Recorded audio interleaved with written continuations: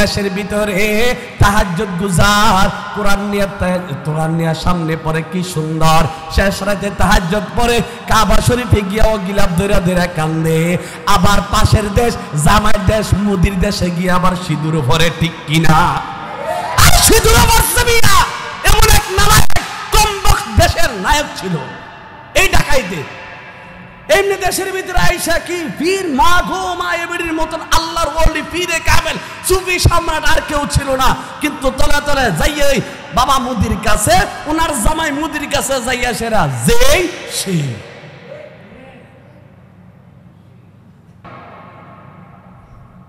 ওনার যখন শেষ পরিণাম ঘটেছে, আপনারা যা কিছু আছে শেষ পর্যন্ত আপনারা চেষ্টা করেন আমি গদিতে থাকতে চাই। কারে ফারতাছি না তো, ফারতেইব কীর্তিইব ফারতেইব, শেষ কথা কইতেছে ফারতেইব, ফারতাম না মরতাম নাকি? মরতাম আপনার কদ্দুর পরেই দেখবেন না কি হয়। তো মোটামুটি বলপে কম করে নাই। এই দেশের ভিতরে স্বৈরাচার শাসকের আমলে এই দেশের ভিতরে যত ক্ষতি করেছেন, এই যে কি জানি কি এমপি মন্ত্রীটি তার চেয়ে বেশি আরো ক্ষতি করছে কিছু এই যে এসপি ওসি ইত্যাদি ফুলুস মার্কা সব ডাকাতি। এই জন্য মোটামুটি বাংলার জমিনে এখন খুব আতঙ্কের ভিতরে আছে ফুলুসটি। আমার মনে হয় খুব শীঘ্রই আমাদের দেশে এই পোশাকটাই পরিবর্তন হবে। এই পোশাকটাই এত কিনা বাংলার জমিনে করে এখন। আল্লাহ আমাদের এই দেশকে আল্লাহ তুমি স্বাধীন করেছ, আল্লাহ তুমি এমন একজন শাসক আমাদেরকে দান করো যে শাসকের দ্বারা আমাদের দেশ আবার পুনরায় সুন্দরভাবে মানুষ বসবাস করতে পারে, সেই ব্যবস্থা আল্লাহ তুমি করে দাও। কাকু নামক যে কাউয়া কাদেরা ছিল, এই কাউয়া কাদেরকে একই সিস্টেম আল্লাহ কইরা দিছে। তার কোনো বংশ নাই, কিন্তু লেস কাটা কি কাটা জোরে কোন কি কাটা লেস কাটা, তার কোনো বংশ নেই, নাই তার কোনো ছেলে সন্তান কিচ্ছু নেই। বউ আছে কিনা সন্দেহ আছে, নাই কিচ্ছু নাই। তাহলে আল্লাহ তাআলা হ্যাঁ মোটামুটি প্রতিবেদনে জিরা আইছে আর কি। আমরা তার সরাসরি গিয়ে দেখছি না, সত্যিকার এতটুকু আমরা জানি, যতটুকু জানতে পারছি ওনার কোনো সন্তান নাই। যদি থাকে তাই তো ভালো, আর না থাকে তাহলে এতটুকু প্রতিবেদনে জিরা পাইছি এটাই সঠিক। তারা দেখেন ইতিহাস এতটুকুই বলে, যাদের সন্তান আছে, যাদের সন্তানের মায়া আছে, তারা কখনো এই আদেশ দিতে পারে না যে দেশের এই নিরীহ ছাত্রদের উপরে গুলি করা। কথা কম না? এদিকে পারে, এটা একটা সভ্য জাতি পারে না, সভ্য জাতি পারে না। একটা দেশের প্রেসিডেন্টের একেবারে খাস লোকে এসে ডাইরেক্ট গুলি করার আদেশ। সোরা এখন থাক, তুই দেশের ভিতরে এখন থাক। আল্লাহ এই জাতিকে হেফাজত করছে, কন্যা আলহামদুলিল্লাহ। এবার ফেরাউন কয়, হায়রে আসিয়ার লগে আমি পারতেছি না, এখন কি করা যায় রে? আমারে সবাই খোদা মানে, সবাই আমাকে রাষ্ট্রপ্রধান তো মানে, আমাকে খোদাও মানে, আমি হচ্ছি বড় খোদা, আমাকে বড় খোদা হিসাবে সবাই মানে, সবাই মানে।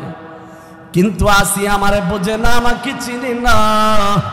কিভাবে পাওয়া যায় আসিয়ার মন? আসিয়াকে কিভাবে আমার ভক্ত করা যায়? আসিয়া কেন আমাকে মানে না রে?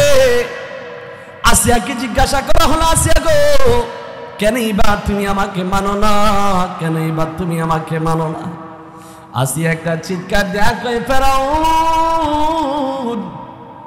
আমি এমন একজন মালিককে আমি মানি রে, এমন একজন স্রষ্টাকে মানি যে স্রষ্টা তোরেও বানাইছে, আমাকেও বানাইছে, এই দুনিয়াটারে বানাইছে, আসমান বানাইছে, জমিন বানাইছে, এই দুনিয়ার সব কিছু বানাইছে, জান্নাত বানাইছে, জাহান্নাম বানাইছে। আমার আল্লাহ তাআলা জীবিত রাখে, আমার আল্লাহ আবার মৃত্যু দান করে, আমার আল্লাহ মৃত্যুকে জীবিত করতে পারে, আমার আল্লাহ আবার জীবিতকে মরণ দান করতে পারে। ওই আল্লাহকে আমি বিশ্বাস করি, তোর মতন খোদাকে আমি মানি না, মানি না, মানি না। এরপরে জ্বালাতন শুরু হয়ে যায়। এবার ফেরাউন বলে, না না, তাকে রাখা যাবে না, রাখা যাবে না। কি করা যায়, কি করা যায়? দুইজন ব্যক্তি ইসলাম গ্রহণ করলেন। আসিয়া তো জন্মসূত্রে মুসলমান, তারপরে আরেকজন আছে তার সাথে মা শ্বেতা অথবা এমন একজন নামে একটা মহিলা আছে, সেও ইসলাম গ্রহণ করেছে। ইসলাম গ্রহণ করার পর এই দুইজনকে তাদের সন্তানাদি সহ সামনে উপস্থিত করাইয়া ওই মা সে তার একটা বাচ্চা ছিল, বাচ্চাটাকে সামনে অগ্রসর করাইয়া দেয়। আর রাষ্ট্রের যত বড় বড় নেতা আছে, নেতাদেরকে ডেকে বলে, নেতারা রে, তেল ডাল কড়াইয়ের মধ্যে উত্তপ্ত তাপমাত্রা, এরকম তৈলাক্ত ভিতরে এরকম ভাবে বাচ্চাটাকে সাইরা দিবি। মার সামনে যদি সাইরা দেস তাহলে মা অটোমেটিক আমাকে খোদা মানবে, খোদা মানবে। এবার মা সে তার সন্তানকে সামনে অগ্রসর করা দেয়।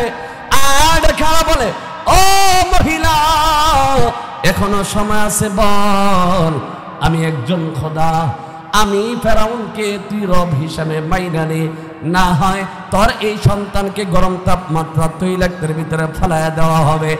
ফালাই দিতে পারবি, আমার সন্তানকে দুনিয়ার থেকে বিদায় করে দিতে পারবি, তারপরেও আমি মহিলার ভিতর থেকে আমার আল্লাহর দেওয়া দৌলত ঈমান আমি বিক্রি করতে পারি না। সুবহানাল্লাহ, আমি ঈমান বিক্রি করতে পারবো না। না না, আমি আমার মালিকের প্রতি ঈমান আনছি রে, আমি আমার মালিকের প্রতি ঈমান আনছি।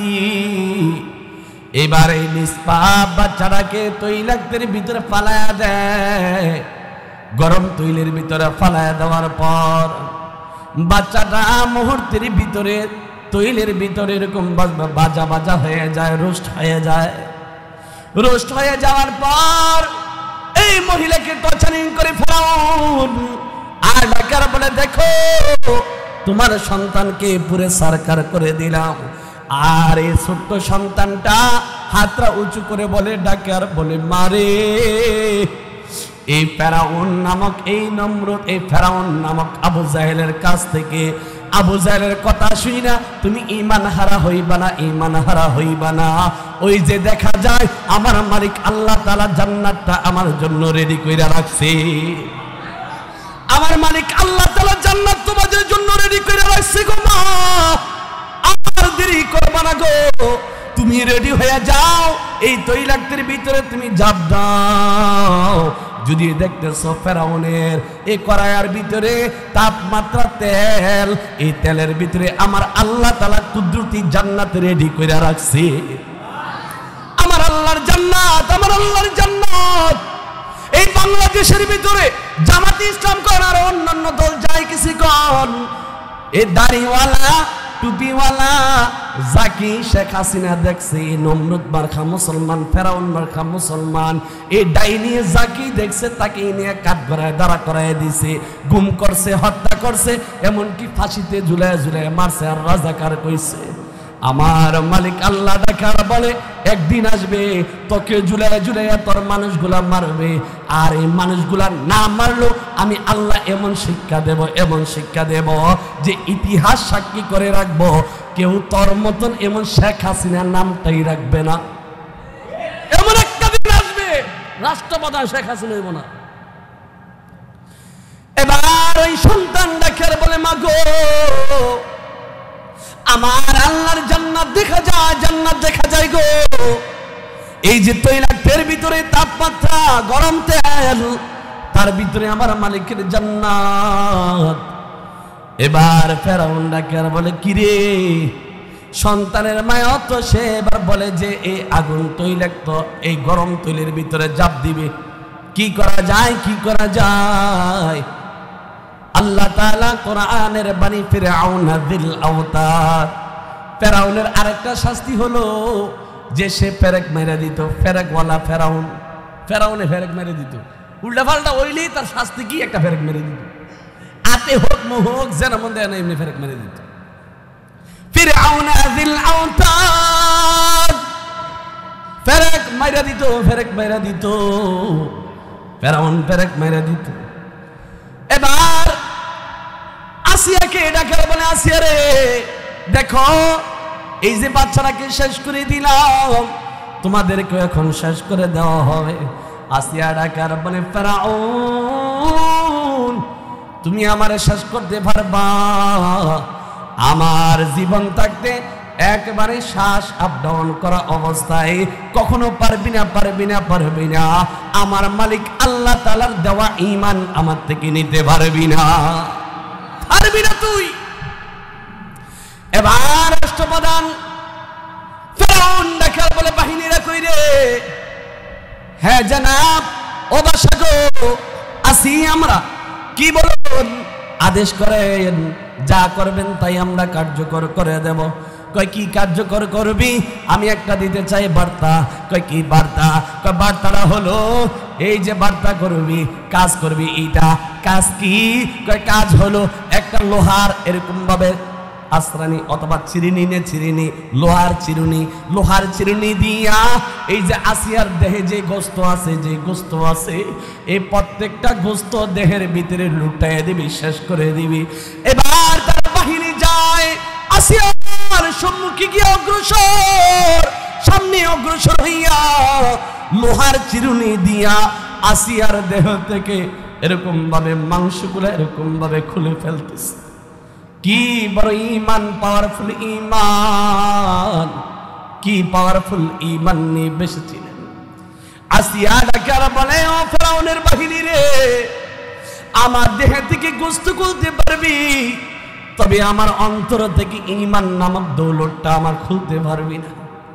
না না, নিতে পারবি না। এই দেশের ভিতরে দেলোয়ার হোসেন সাইদিকে এই বাংলার জমিনে কম কষ্ট দেয় নাই, এই হাসিনা সরকার কম কষ্ট দেয় নাই। কয়বারে চেয়েছিল ফাঁসি দিয়া শেষ করে দিবে। না না না, লাশ পর্যন্ত এমন এক ইঞ্জেকশন দেওয়াইলো, ইঞ্জেকশন দেওয়ার পরে দুনিয়াতে নাই। আর দুনিয়াটা এমন একটা কাফনে দেয়া গেছে, এরকম অবস্থা সৃষ্টি করে দিছে, দুনিয়াবাসীকেও সতর্ক করে দেয়া গেলেন যে কোনো মুহূর্তেই দুনিয়াটাও ধ্বংস হইতে পারে। ঠিক কিনা? একটা ধ্বংস করার একটা সিস্টেম করে দিয়ে গেছে না? হ্যাঁ, কেমন যেন একটা আওয়াজ দিয়ে গেছে, দুনিয়াটা কাঁপাই দিয়ে গেছে মুহূর্তের ভিতরে। এখানেই শেষ না।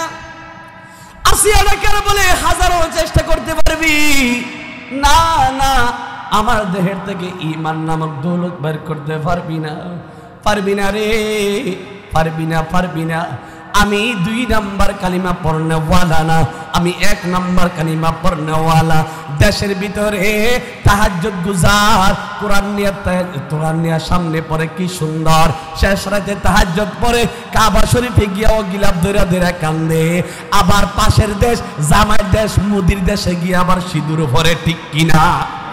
আর সিঁদুর বসবি না, এমন এক নায়ক কমবক দেশের নায়ক ছিল এই ডাকাইতে। এমনি দেশের ভিতরে আইসা কি পীর মা এবিডির মতন আল্লাহর ওলি পীরে কামেল সুফি সম্রাট আর কেউ ছিল না। কিন্তু তলে যাইয়ে বাবা মুদির কাছে, ওনার জামাই মুদির কাছে যাইয়া সেরা যেই সে। এখানে শেষ না, ইতিহাস সাক্ষী দেয় আমাদেরকে। এবার আসিয়া ডাকার বলে, আর কি কষ্ট আছে দিবি দে রে, আমাকে কষ্ট দিতে পারবি, তবে ঈমান নামক দৌলত আমি বিক্রি করতে পারি না। এরপর ফেরাউন ডাকার বলে, এইভাবে হবে না, আরেকটা কাজ কর। কয় কি কাজ করব? কয় কাজটা হলো তার হাত পা যা কিছু আছে, এই যে বড় বড় পাথর আছে, এই পাথরগুলা দিয়া থেতলাইয়া অথবা এরকম পাথর দিয়া আঘাত কইরা তার দেহের থেকে হাত পা আলাদা করে দাও। এবার এমনি ভাবে তার বাহিনীরা যাইয়া প্রথমে পা গুলা শেষ করে দিলেন, পাথর দিয়ে আঘাত করে পা গুলা শেষ করে দিলেন, তারপরে হাতগুলা শেষ করে দিলেন। এবার ফেরাউন দেখে বলে, ও আসিয়া রে, এখনো সময় আছে, ঠিক হবে। আসিয়া ডাকে বলে, সময় দে, আমি জিন্দগি ভর যা কইয়া আইছি, এখন আমার মৌর সামনে, এখন আমি তা বলতেছি, আমি কখনো তোকে রব হিসাবে মাইনা নিব না। আমার রব একজন, তিনার নাম আওয়াজ দিয়া সবাই বলেন কি? আর জোরে বলেন না, তিনার নাম কি? তিনার নাম হচ্ছে আল্লাহ, ইনার নাম হচ্ছে মালিক আল্লাহ। ওই আল্লাহ তো আমার ঘোষণা দিবেন কি করব আমি এখনো তোর কথায় কোনো রাজি হব না। এবার আল্লাহ তাআলা পাঠিয়ে দিলেন জিবরাইল আমিনকে, জিবরাইল আমিন যাও আমার আসিয়ার কাছে যাও, আমার বান্দি আসিয়ার নিকটে যাও, আর গিয়া বলবা আমি আল্লাহ তাআলা আমার আসিয়ার প্রতি সন্তুষ্ট হয়ে গেলাম। এবার ফেরেশতাদের সরদার জিবরাইল আমিন আইসা আসিয়াকে সালাম দিলেন, আসসালামু আলাইকুম ইয়া আসিয়া। ও আসিয়া রে, মহান রব আল্লাহ তাআলা তোমারে সালাম দিছে। ও আসিয়া, আল্লাহ তাআলার পক্ষ থেকে সালাম গ্রহণ করো। আর আল্লাহ তাআলা বলেছেন তুমি এই মুহূর্তে যা কিছু চাইবা আমার রব আল্লাহ তাআলা সব কিছু মঞ্জুর করবেন। সুবহানাল্লাহ, আল্লাহ সব কিছু মঞ্জুর করবেন। তাই নাকি? হ্যাঁ।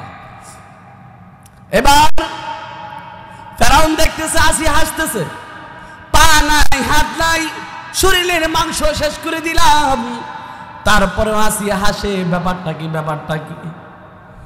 এবার ফেরাউনকে আসিয়া ডাকারা বলে, ফেরাউন রে, তুই যদি আমার সাদরা বুঝতি, তুই যদি আমার অবস্থায় থাকতি, তুই এমন খুশি হইতি, আমারে হাজার কষ্ট দিতে পারবি, কিন্তু আমার মালিকের দেওয়া যে নেয়ামত আমি পাইতেছি, ওই নেয়ামত আমাকে অটোমেটিকলি আমাকে খুশি করে দেয়, ওই নেয়ামত তো আমাকে খুশি করে দেয়। এবার আসিয়া রেখে বলে, ভাই জিবরাইল, আমার আল্লাহ তাআলা সত্যি কি আমার আজকের বাসনাগুলো আমার মঞ্জুর করবে নাকি? হ্যাঁ, অবশ্যই মঞ্জুর করবে, আল্লাহর ওয়াদা। আমার মালিক আল্লাহ তাআলা ওয়াদা করেছেন, আমার আল্লাহ তাআলা ওয়াদা দিয়েছেন আপনার আজকে যা বলবেন এই মুহূর্তে সবগুলো আল্লাহ মঞ্জুর করবেন। এবার আসিয়া রাখা বলে, জিবরাইল রে, আমি আমার আল্লাহর কাছে একটা জিনিস চাই, এই জিনিসটা অন্য কিছু না, এই জিনিসটা হচ্ছে আমার মালিক আল্লাহ তাআলার কাছে যেন একটা ঘর আমাকে বানায়া দেয়। আল্লাহু আকবার। আমার মালিক আল্লাহর কাছে যেন আমাকে একটা ঘর বানায়া দেয়, যে ঘরটার দরজাটা দেখা যাবে আমার মালিক আল্লাহকে। আল্লাহু আকবার। যেই ঘরটার দিকে আমার মালিক আল্লাহকে দেখবো, এমন একটা ঘর যেন আমার মালিক আল্লাহর কাছে আমার বানায়া দেয়, আমাকে স্থান দেয়। ওই ঘরটা যদি আমি পাই, আমি আর অন্য কিছু চাই না, অন্য কিছু চাই না।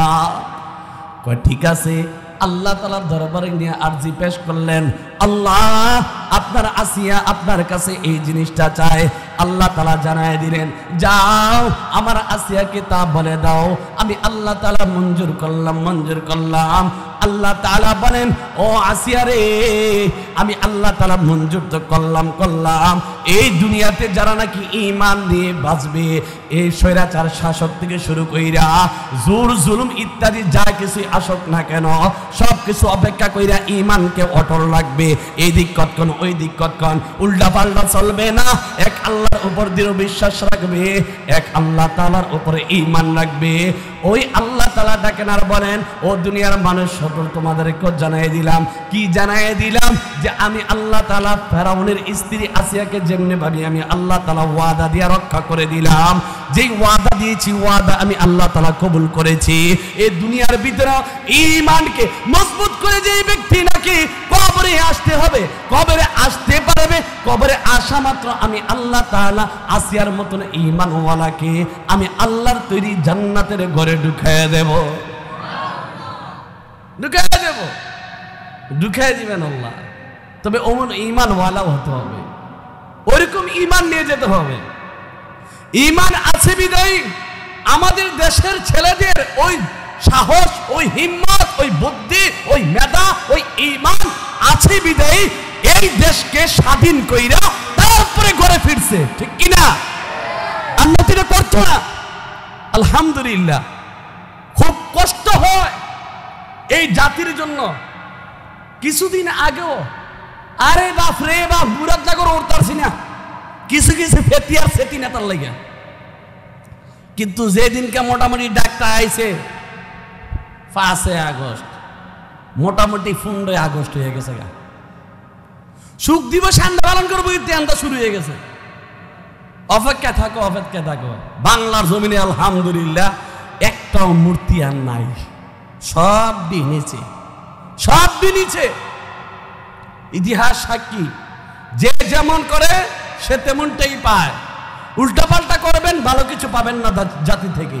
আপনি মনে করেছেন যে এই বাংলাদেশে যা কিছু আছে সব হয়েছে আওয়ামী লীগ, সব আমার কথা উঠে আর নাচে, যে বানাইলাম পুতুল, পুতুলটা যেমনি কই এমনি নাচবে, উঠবে আর বসবে। কিন্তু ভরা দেখে দিন শেষে যাদেরকে আমি খাওয়াইয়া ফেলছি সব বিধি আমার শত্রু। ওনার যখন শেষ পরিণাম ঘটেছে, আপনারা যা কিছু আছে শেষ পর্যন্ত আপনারা চেষ্টা করেন আমি গদিতে থাকতে চাই। কারে ফারতাছি না তো, ফারতেইব, কীর্তিইব, ফারতেইব। শেষ কথা কইতেছে ফারতেইব, ফারতাম না, ফারতাম না, মরতাম নাকি? মরতাম। আপনার কদ্দুর পরেই দেখবেন না কি হয়। তো মোটামুটি বল পেয়ে কম করে নাই। এই দেশের ভিতরে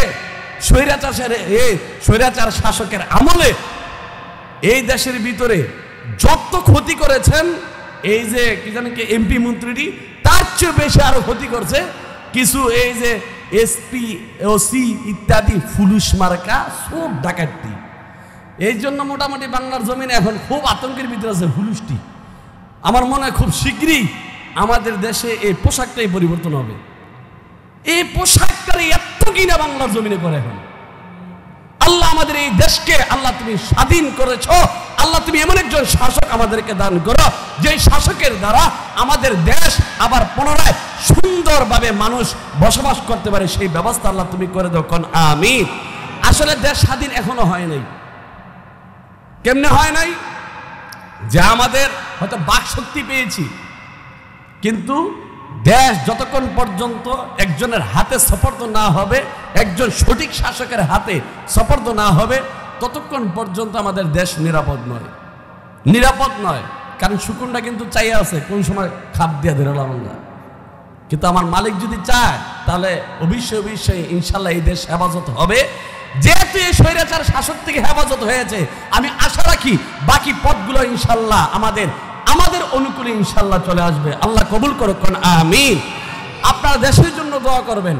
আমার কাছেও দোয়া চেয়েছেন আমাদের 5 বারের এমপি ছিলেন, ধর্মমন্ত্রী ছিলেন আমাদের কাইকুবাদ সাহেব, আলহাজ কাইকুবাদ সাহেব, উনি আপনাদের কাছে দোয়া চেয়েছেন, দেশের কাছে, সবার কাছে। আমরা এমন একজন ব্যক্তি চাই যাকে দিয়ে দেশের কাজ হবে। আমি আওয়ামী লীগও বুঝি না, বিএনপিও বুঝি না, জাতীয় পার্টি বুঝি না, কিচ্ছু বুঝি না। আমি এতটুকু বুঝি আমার দেশের মানুষ যাকে দিয়ে নিরাপদ থাকবে আল্লাহ যেন তাকে বস্ত্রে বসায় দেয়। আর যেই ছাত্ররা, যে নিরীহ ছাত্ররা, তারা এত কষ্ট করে জীবন দিয়ে আমাদের এই দেশকে স্বাধীন করেছেন এই সময়টার ভিতরে, আজকে তাদের জন্য দোয়া করব যে তাদের অক্লান্ত পরিশ্রমে আমাদের এই দেশে আজকে বুক খুলে কথা বলতে পারতেছি, প্রত্যেকটা জায়গায় যাইতে পারতেছি। এই জন্য তাদের জন্য দোয়া করা দরকার আছে না? জোরে করে না, দোয়া করা দরকার আসেনি? এই জন্য আজকের দিনটা হচ্ছে আজকে আমরা বিজয়ের দোয়া, এবং কি এই ছাত্রদের শহীদদের জন্য দোয়া, এবং কি এই রাষ্ট্রে যারা এখন বর্তমান পরিচালনা করবে আমাদের ছাত্ররা সহ, তাদেরকে যেন আল্লাহ তাআলা উজ্জ্বল ভবিষ্যৎ দান করে এবং সুন্দরভাবে দেশ চালাইতে পারে সেই তৌফিক যেন দান করে। আল্লাহ আমাদের সবাইকে তৌফিক দান করুন, আমিন। ওয়া আখির দাওয়ানা আলহামদুলিল্লাহি রাব্বিল আলামিন। যারা সুন্নাত